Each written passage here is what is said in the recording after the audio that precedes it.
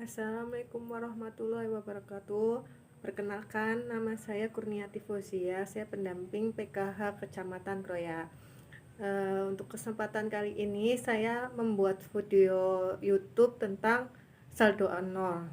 Kenapa saya buat video ini? Karena untuk menjelaskan kepada KPM, keluarga penerima manfaat, khususnya PKH dan wilayah dampingan saya, biar lebih jelas nih ya.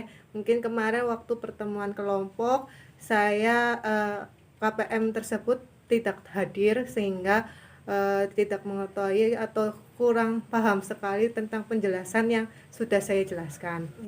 Oke, untuk penjelasan bantuan sosial tidak cair atau saldo nol bisa disebabkan yang pertama tidak padan data capil dengan DTKS di SIG-NG. Capil atau data kependudukan itu bisa tidak sinkron dengan data DTKS atau di SIG-NG. Ya, penyebabnya itu bisa banyak. Itu kemungkinan kalau misalnya ada perbedaan antara data capil dan datanya ibu di SIG-NG atau di DTKS itu bisa menyebabkan saldo nol walaupun datanya itu hampir mirip ya. Misalnya ada perbedaan huruf saja, perbedaan huruf di data capil, khususnya misalnya namanya itu ada satu huruf yang berbeda dengan nama yang ada di data DTKS itu akan bermasalah ya, bermasalah karena di sistem itu akan mendeteksi ada ketidaksinkronan antar data capil dan data DTKS atau data di SIG-NG. Ya, di pertemuan sebelumnya sudah saya jelaskan panjang lebar tentang apa itu DTKS ya. Di sini saya akan menjelaskan sekilas tentang DTKS. DTKS itu yaitu data terpadu kesejahteraan sosial, di mana data ini dipakai oleh Kementerian Sosial yang bertujuan untuk memadukan semua data. Data ini dipakai oleh Kementerian Sosial agar memiliki fungsi memadukan semua data ya, semua data bantuan sosial, semua data yang diberikan oleh pemerintah seperti PKH, BPNT, dan bantuan sosial lainnya ya. Jadi semuanya sudah tercatat nih ya. Untuk SIG-NG sendiri memiliki kepanjangan Sistem Kesejahteraan Sosial Next Generation. Jadi ini adalah semacam aplikasi ya, aplikasi datanya adalah data TKS, aplikasinya adalah aplikasi SIG-NG. Jadi pendamping mengakses aplikasi data itu sekarang lewat SIG-NG ya, bukan melalui SIM PKH yang seperti dulu. Jadi kita sudah memiliki aplikasi terbaru yang sudah dilingkan dengan capil dan DTKS. Yang kedua, pengurus ada di SIG-NG, namun ART tidak ada atau non bansos di SIG-NG. Jadi di sini pengurusnya ternyata sudah masuk DTKS, tapi anaknya atau keluarga yang lainnya itu tidak masuk DTKS. Jadi ada satu keluarga yang belum semuanya masuk DTKS.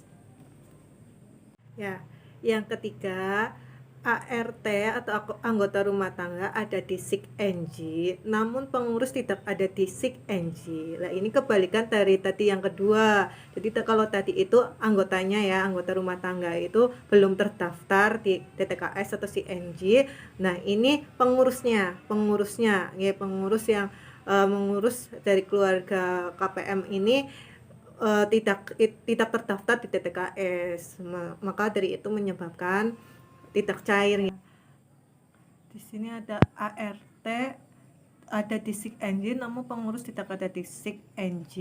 Jadi misalkan saya kasih contoh ya, misalkan lansia tersebut dia terdaftar di DTKS atau di SIG-NG itu ada datanya, tapi pengurus yang di PKH atas nama kartu yang di PKH itu sebagai pengurus itu ternyata tidak terdaftar di DTKS. Nah, itu menyebabkan permasalahan ya, permasalahan di mana pengurus itu tidak terdaftar di DTKS sedangkan ternyata masih ada kategori. Nah, hal ini yang menghambat atau menjadikan saldo PKH ternyata saldo 0 atau belum bisa dicairkan. Yang keempat, pengurus atau kepala keluarga terverifikasi dan validasi tidak layak di SIG-NG. Jadi ini pengurus atau kepala rumah tangga itu terdeteksi atau tercatat sebagai keluarga yang sudah mampu atau sejahtera. Yang kedua, sudah meninggal, ada pengurus yang terdata sudah meninggal. Yang ketiga, karena pengurus tersebut pindah domisili atau pindah rumah. Yang kelima, kategori ART anggota rumah tangga padan di Capil dan DTKS. Jadi ini tidak ada masalah ya di Capil atau di DTKS. Tetapi ada permasalahan datanya itu tidak padan dengan data Dapodik atau data pokok pendidikan ya. Data di DTKS tidak padan dengan data di sekolah ya, anak yang sekolah ya, kategori sekolah. Jadi ini menyebabkan terhambat atau terdapat masalah ya, itu harus diperbaiki dulu, harus dipadankan dulu baru bisa diproses kembali. Yang keenam, anggota rumah tangga tidak satu kakak dengan pengurus. Jadi anggota keluarga ini sudah pisah kakak atau pecah kakak.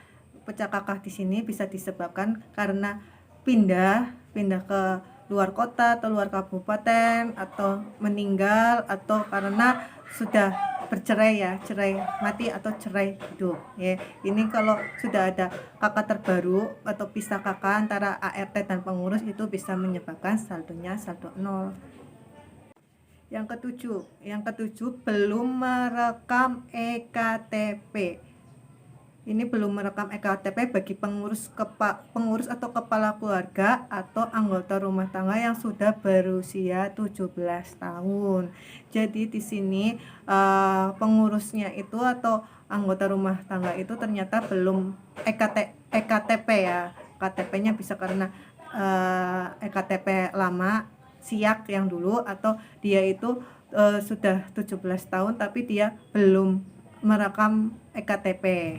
Yang kedelapan itu gagal spam karena beda data antara Capil, DTKS dengan KYC bank atau penulisan nama, tanda baca maupun spasi.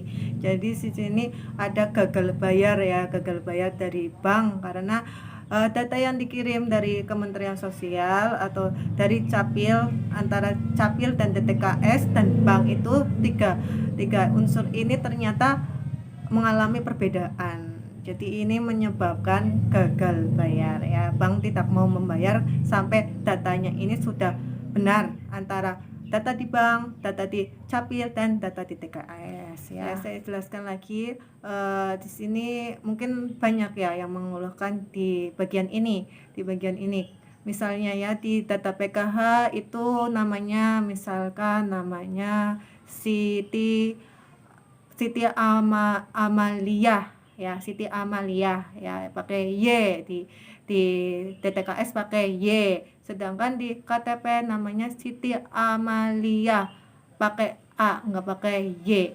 Itu bisa menjadi masalah karena beda satu huruf atau beda beberapa huruf atau misal ada nama yang ada tulisan tanda petik tanda petik, misalnya di KTP namanya mu pakai tanda petik mu Aminah, tapi di data DTKS namanya mu tidak ada petiknya mu Aminah ya. Itu bisa menjadi masalah.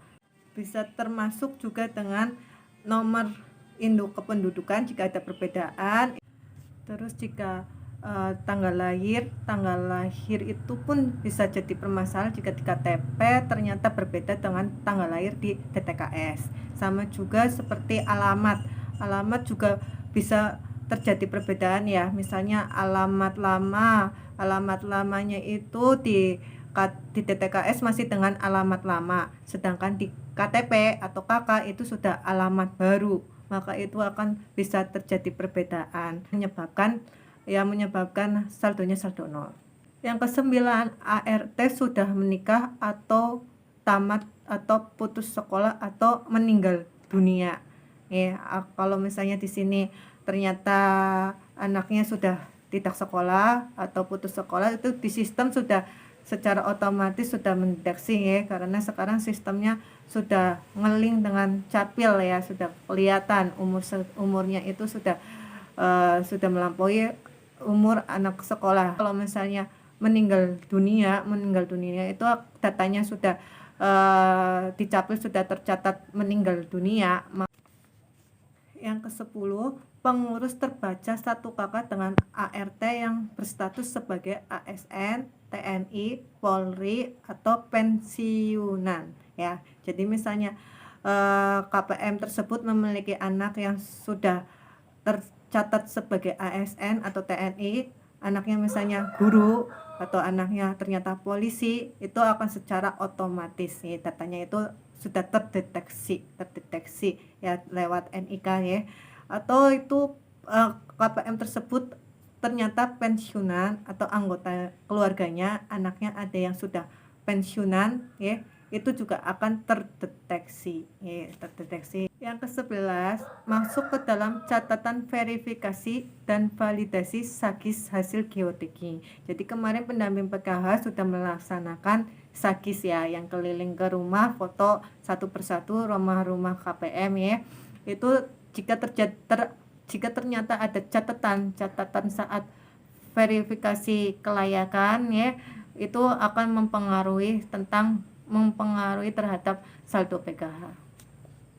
Yang ke-12, KTP atau KK belum online. Jadi ini KTP KK-nya harus di-online-kan ya, harus diperbaharui. Kemarin kita juga dibantu dengan desa agar mengarahkan KPM untuk memperbaharui KK ya. KK-nya itu sekitar 2016 ke bawah ya, 2016, 2015, 2014 dan seterusnya yang masih di bawah 2016 itu harus diperbarui.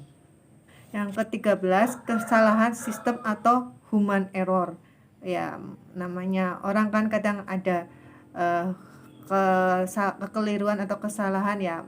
Itu kekeliruan ini ternyata bisa menyebabkan pengaruh terhadap saldo KPM PKH ya. Ini human error.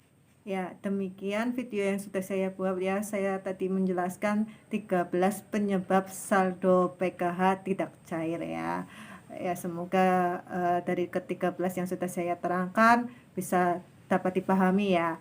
Ya, karena memang sudah dijelaskan, tapi ya saya memaklumi ya, karena banyak penyebab kenapa KPM belum paham atau perlu berulang-ulang agar paham, atau memang waktu itu tidak hadir. Jadi saya buatkan video ini guna menjelaskan bantuan PKH tidak cair kenapa ya. Nanti kalau misalnya kurang paham bisa diulang-ulang agar bisa paham ya.